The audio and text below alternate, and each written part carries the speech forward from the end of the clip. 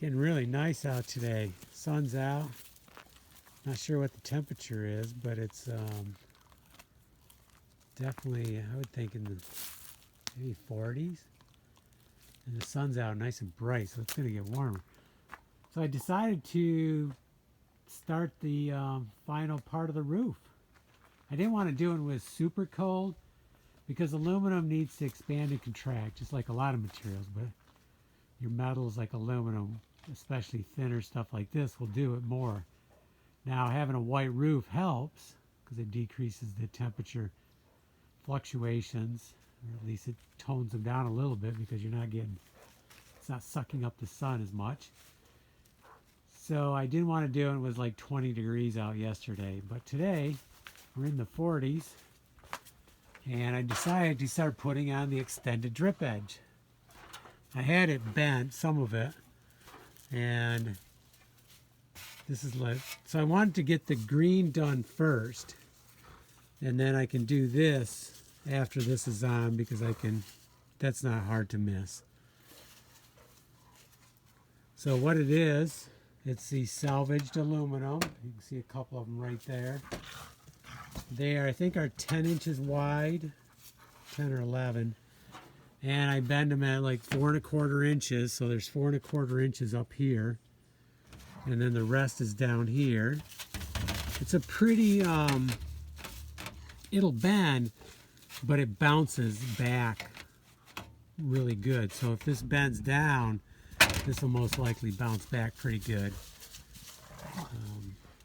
I can't, leaning a ladder against this is not a great idea because of the overhang. So I like to put a board here before I do it. But I plan on designing a nicer one. So what I'm doing is I have a 2-inch overlap right here. Then I have a 2x4, so it's 3½ inches of 2x4 here. So if I go up 4 inches from this edge, I should hit near the center of that 2x4. So that's my goal.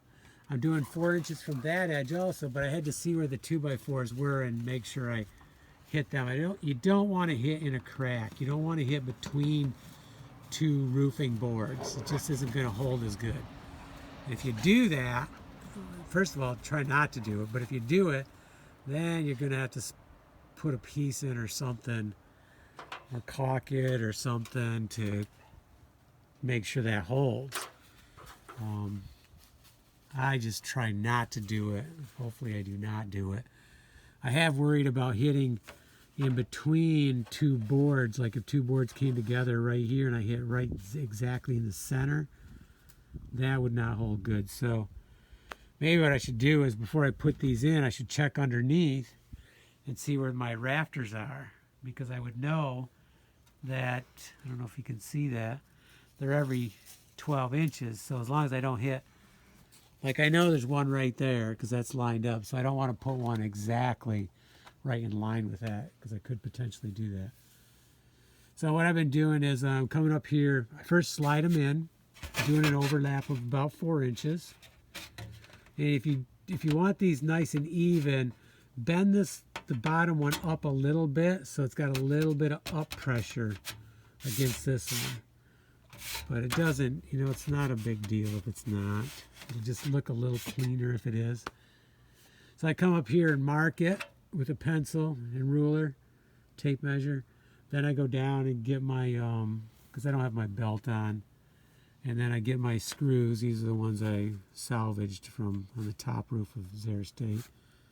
Just reusing because they're perfect condition. And pound them and then screw them.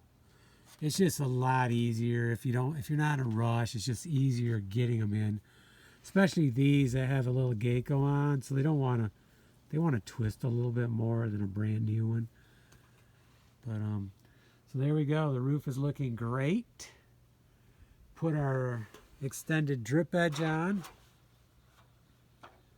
and it really is going to set it off. Keeps the water away from the moldings and scallops more. Actually gives us another 4 inches of coverage too. Good 4 inches out. You can see now the water is going to come over here instead of right here. So all in all, I think it's a great thing to use. More dimension. Okay. Need to call it quits for this morning. But we got to start, so we'll work on some each morning in between oiling all of our finished pieces in the wood shop, and probably get this done this week.